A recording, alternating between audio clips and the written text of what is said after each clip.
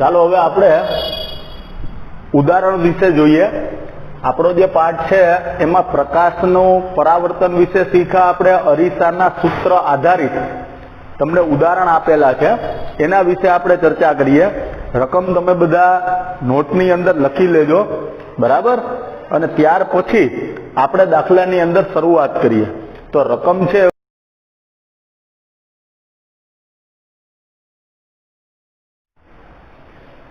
હવે આપણું ઉદાહરણ છે પેલું।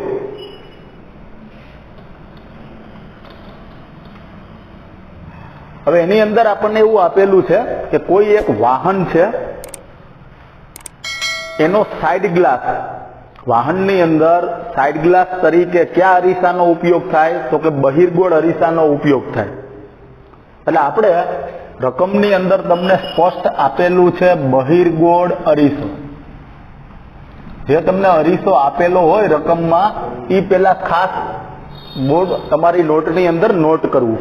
હાલો, ત્યાર પછી રકમમાં કીધું કે ભાઈ કોઈ એક બસ છે, એ 5 મીટર દૂર છે અરીસાથી, તમારા વાહનથી સાઇડ ગ્લાસ જે છે એનાથી કેટલા મીટર દૂર છે કોઈ બસ? 5 મીટર। તો એ વસ્તુ અંતર થઈ, બસ એટલે એક વસ્તુ, બરાબર? વસ્તુ અંતર તમને આપ્યું 5 મીટર। અને આ જે બહિર્ગોળ અરીસો છે એની વક્રતા ત્રિજ્યા તમને આપેલી છે 3 મીટર। બહિર્ગોળ અરીસો, એની વક્રતા ત્રિજ્યા આપણને 3 મીટર આપી, અને બસ છે 5 મીટર દૂર છે, એટલે વસ્તુ અંતર 5 મીટર થઈ, બરાબર? રકમને સમજીએ આપણે। કોઈ એક વાહન છે, એનો સાઇડ ગ્લાસ થી બસ છે એ 5 મીટર દૂર છે, એટલે એ વસ્તુ અંતર થયું। વસ્તુ અંતરને યુ વડે દર્શાવાય। બીજી એની વાત કરી આપણને કે ભાઈ બહિર્ગોળ અરીસો છે, એની વક્રતા ત્રિજ્યા 3 મીટર છે। વક્રતા ત્રિજ્યાને આર વડે દર્શાવાય, 3 મીટર આપણે લખ્યું। હવે અહીંયા આપણને પ્રશ્નો પૂછ્યા કે ભાઈ પ્રશ્નોની અંદર એને આપણને એવું કીધું કે પ્રતિબિંબ છે એનો પ્રકાર, પરિમાણ અને વસ્તુનું સ્થાન, આવા 3 ક્વેશ્ચનનો જવાબ આપવાનો છે આપણે, બરાબર? સમજીએ। બહિર્ગોળ અરીસો હોય તો એનાથી મળતા તમામ પ્રતિબિંબ છે એ આભાસી જ હોય।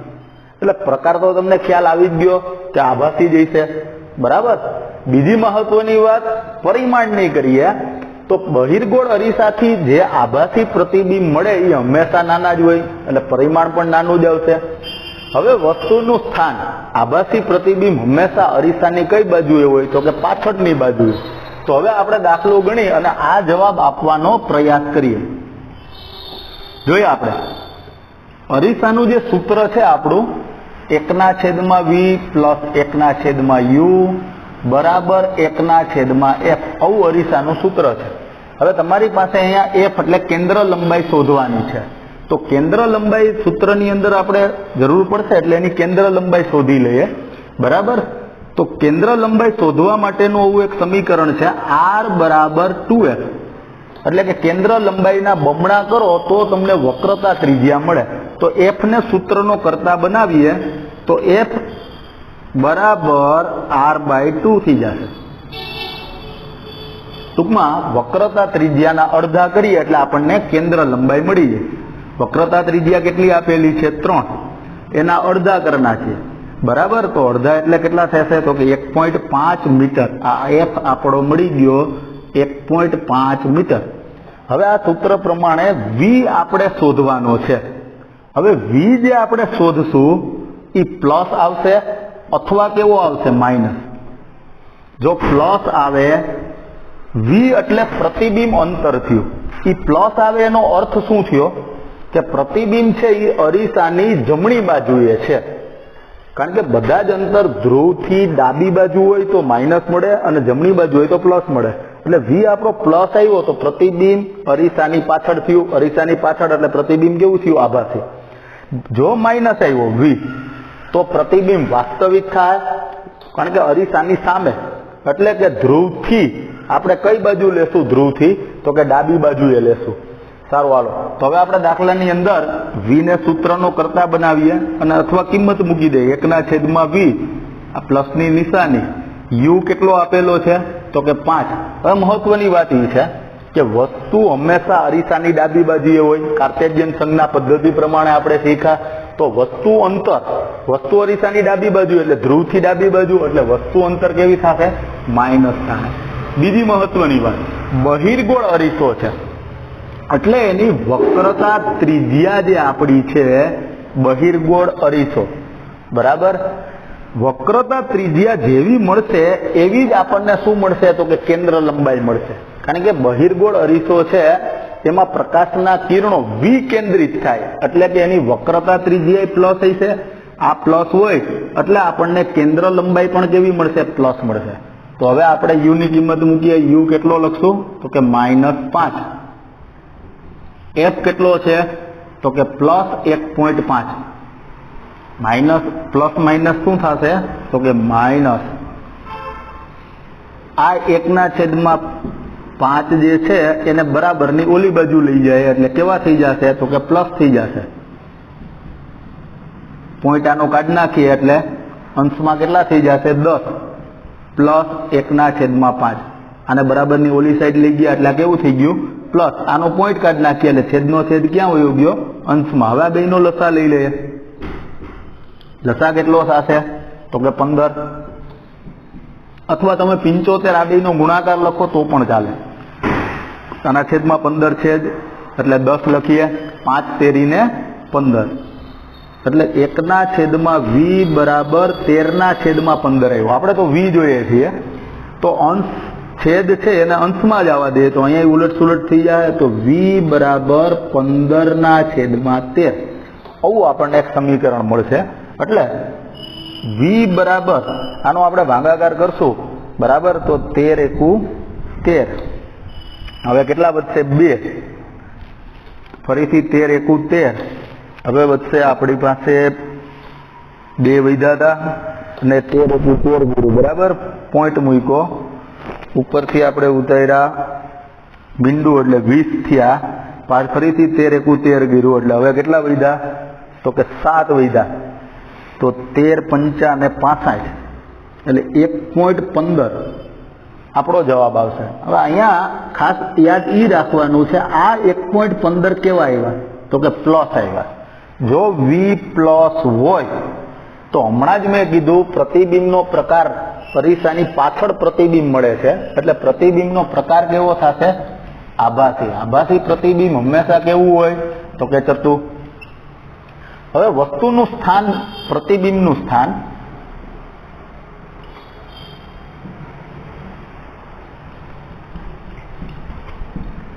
પ્રતિબિંબનું સ્થાન આપણને ક્યાં મળશે તો કે અરીસાની પાછળ. હવે એનું પરિમાણ આપણને ખબર જ છે કે બહિર્ગોળ અરીસો છે એટલે નાનું એનું મળશે. આપણી પાસે મોટવણીના 2 સમીકરણ છે. એક આવું છે h' અને બીજું છે -v/u. તો હવે અહીંયા આપણી પાસે v અને u છે. આ u છે આપણી પાસે અને હમણાં આપણે v શોધ્યો તો આપણે આ સમીકરણનો ઉપયોગ કરશું. તો કે મોટવણી બરાબર આ માઇનસની નિશાની, v કેટલો આવ્યો તો કે 1.15, u કેટલો આવ્યો છે તો કે -5. આ માઇનસ માઇનસ કેવું થઈ જશે? પ્લસ. એટલે કે 115 આનો પોઈન્ટ કાઢી નાખીએ, છેદમાં જવા દે 5/100. હાલો હવે આપણે છેદ ઉડાડી નાખીએ તો 5 × 2 = 10 અને 5 × 13 = 15 એટલે કે 23 × 5 = 115. 5 × 2 = 10 અને 5 × 13 = 15. તો આપણી મોટવણી જે આવી એ 0.23 આવી. મોટવણી એકમ રહિત છે એટલે અહીંયા મીટર કે સેન્ટીમીટર કે કઈ નહીં આવે, બરાબર છે. હાલો હવે અહીંયા 0.23 એકથી મોટવણી નાની છે કે મોટી?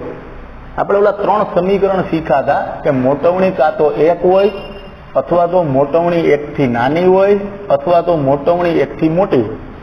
જો મોટવણી 1 હોય તો પ્રતિબિંબ અને વસ્તુ બેયની ઊંચાઈ સમાન મળે. મોટવણી 1 થી નાની તો પ્રતિબિંબ કેવું મળે? નાનું. તો અહીંયા આપણને પરિમાણ પૂછ્યું આપણે, તો આપણે એનો જવાબ સરળતાથી 0.23 ઉપરથી આપી શકીએ કે અહીં મોટવણી 1 થી કેવી છે, નાની છે. એટલે પ્રતિબિંબ આપણને કેવું મળશે, તો કે પ્રતિબિંબ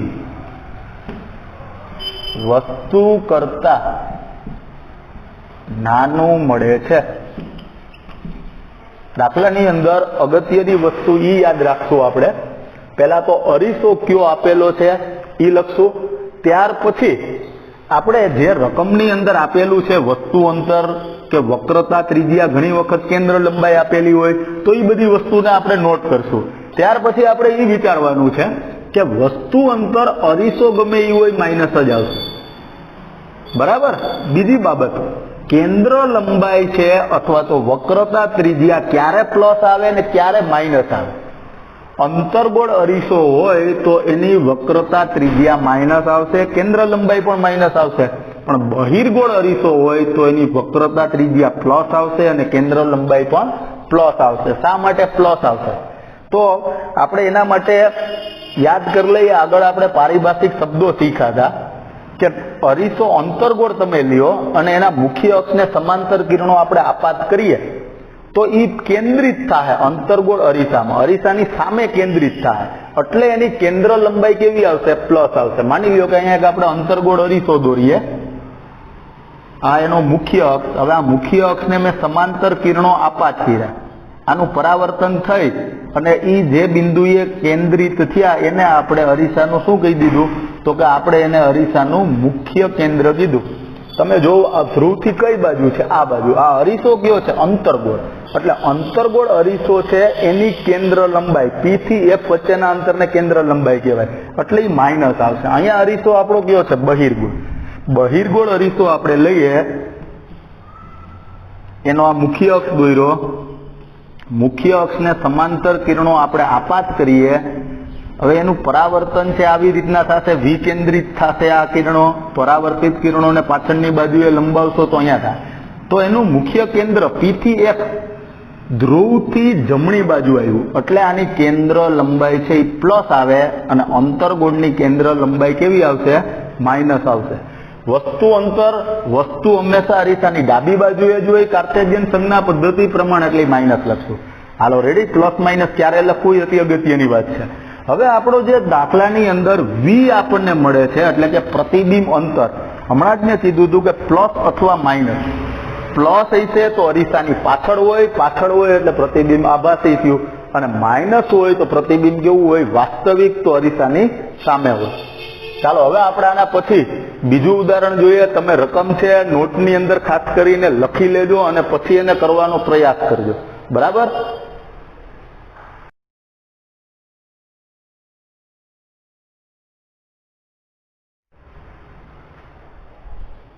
ચાલો હવે આપણે એક્ઝામ્પલ નંબર 2 જોઈએ, બરાબર. રકમ છે એ નોટની અંદર ખાસ ઉતારી લેજો અને ત્યાર પછી આ એક્ઝામ્પલ કરવાનો પ્રયત્ન કરજો. હવે ઉદાહરણ બીજું છે એ જોઈએ આપણે, તો કે 4 સેન્ટીમીટર સાઈઝની કોઈ વસ્તુ, એટલે વસ્તુ ઊંચાઈ આપી દીધી આપણને 4 સેન્ટીમીટર. હાલો ત્યાર પછી આગળ રકમમાં જોઈએ 15 સેન્ટીમીટર કેન્દ્ર લંબાઈ. કેન્દ્ર લંબાઈને સ્મોલ f વડે દર્શાવાય, 15 સેન્ટીમીટર. ત્યાર પછી આપ્યું 25 સેન્ટીમીટર અંતરે 15 સેન્ટીમીટર કેન્દ્ર લંબાઈ ધરાવતો અરીસો છે અને 25 સેન્ટીમીટર અંતરે એ વસ્તુ મૂકેલી છે. એટલે વસ્તુ અંતર કેટલું થયું, તો કે 25 સેન્ટીમીટર. વસ્તુ અંતરને કોના વડે દર્શાવાય, u વડે. હવે આપણને આગળ એવું કીધું છે, આ જે અરીસો છે, બરાબર, એ અંતર્ગોળ અરીસો છે એવું રકમની અંદર સ્પષ્ટ કહી દીધું, બરાબર. હવે આપણને આગળ એને પૂછેલું છે કે પ્રતિબિંબનો પ્રકાર, પરિમાણ અને એનું સ્થાન શોધો. પડદા ઉપર સ્પષ્ટ પ્રતિબિંબ મળે ત્યારે એનું અંતર કેટલું, એનું સ્થાન કયું છે અને એનો પ્રકાર કેટલો છે, બરાબર. એટલે આવા આપણને ક્વેશ્ચન પૂછેલા છે. પ્રતિબિંબનો પ્રકાર,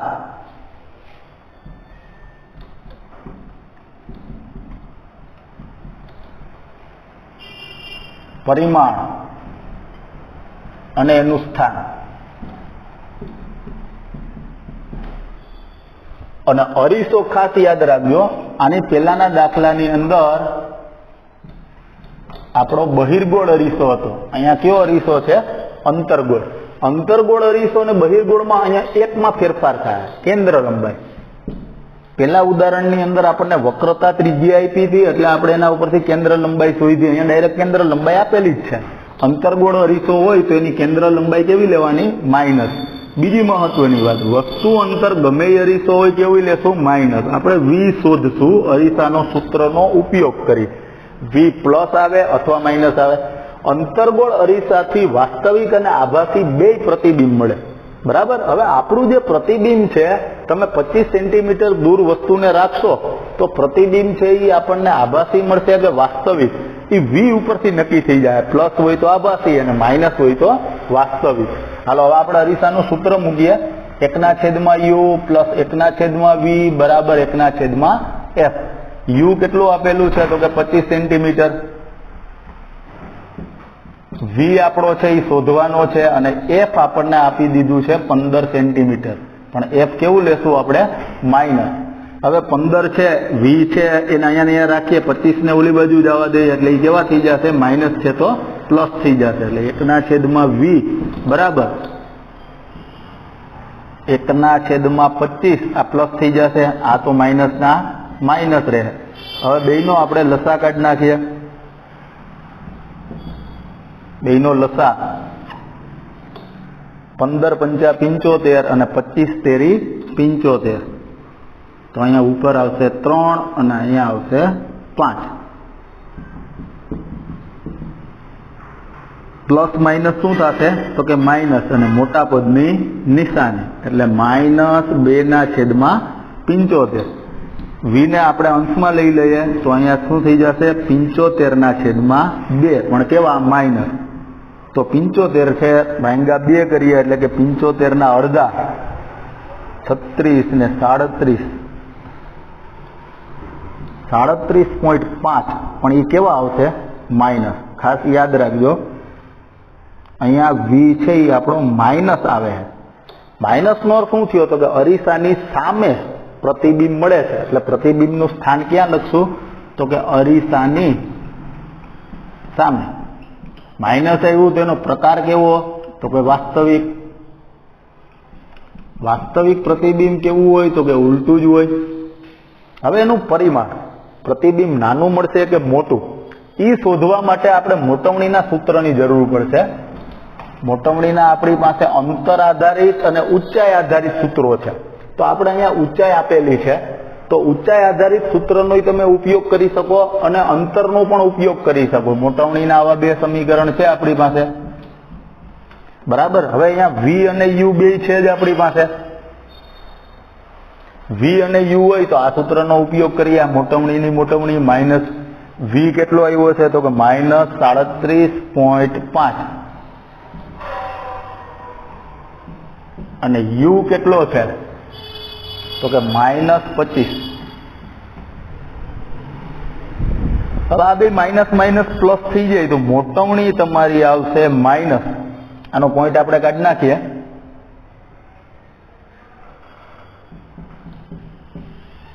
તો અહીંયા 375 ભાગ્યા 25/10. હાલો તો હવે આપણે એનો ભાગાકાર કરીએ તો આપણી મોટવણી છે અહીંયા ખાસ યાદ રાખજો માઇનસ. મોટવણી માઇનસ હોય તો પણ પ્રતિબિંબ કેવું હોય? તો કે વાસ્તવિક અને ઉલટું. ચાલો હવે આપણે અહીંયા છેદ ઉડાડી નાખીએ તો 25 ગુણ્યા 15 એટલે 375. આ 25 ગયા બરાબર. તો હવે આપણી પાસે 15/10 એટલે કે 1.5 આ મોટવણી આવી. હવે આપણે વસ્તુનું પરિમાણ શોધવું હોય તો આ સૂત્રનો ઉપયોગ કરીએ એટલે કે h ડેશ શોધવું છે. વસ્તુનું પરિમાણ આપી દીધું, પ્રતિબિંબની ઊંચાઈ શોધવી છે h ડેશ. તો આપણે સૂત્રનો ઉપયોગ કરીએ તો કે મોટવણી બરાબર h ડેશ h. તો h ડેશ ને સૂત્રનો કરતા કરી નાખીએ તો m ગુણ્યા h. મોટવણી આપણી કેટલી છે? -1.5. વસ્તુની ઊંચાઈ કેટલી છે? 4. તો 1.5 ગુણ્યા 4 કરશો તો -6.0 સેન્ટીમીટર. આ આપણી પ્રતિબિંબની ઊંચાઈ આવી. માઇનસ શા માટે આવી? કારણ કે મુખ્ય અક્ષની નીચેની તરફ વસ્તુ હોય તો એની ઊંચાઈ હંમેશા માઇનસ આવે, બરાબર. 6 સેન્ટીમીટર ઊંચાઈ હંમેશા યાદ રાખજો. આ માઇનસની નિશાની છે એ પ્રતિબિંબનો પ્રકારનું સૂચન કરે. ક્યારેય કોઈ ઊંચાઈ માઇનસ હોતી જ નથી, બરાબર. એટલે 6 સેન્ટીમીટર પ્રતિબિંબની ઊંચાઈ અને વસ્તુની ઊંચાઈ કેટલી? 4 સેન્ટીમીટર. તો કોણ મોટું આવ્યું? તો કે પ્રતિબિંબ. તો પરિમાણ શું લખશું? તો કે પ્રતિબિંબ વસ્તુ કરતા મોટું મળે છે. તમે આ બે સમીકરણથી આપણે દાખલો ગણ્યો. આ બે સમીકરણને એક સાથે ભેગા કરીને પણ દાખલો કરી શકો, બરાબર. દાખલા તરીકે આપણે આવી રીતે લખી શકીએ h' is equal to minus v ના છેદમાં u. આમ કરી શકે. બીજી મહત્વની વાત, તમે આના ઉપરથી પણ જવાબ આપી શકો. 1.5 આવ્યું એટલે મોટવણી 1 થી મોટી થઈ. મોટી થઈ એટલે પ્રતિબિંબ કેવું થયું? મોટું થયું, બરાબર. અહીંયા h' ને સૂત્રનો કરતા બનાવી અને આપણે દાખલો સરળતાથી કરી શકીએ, બરાબર.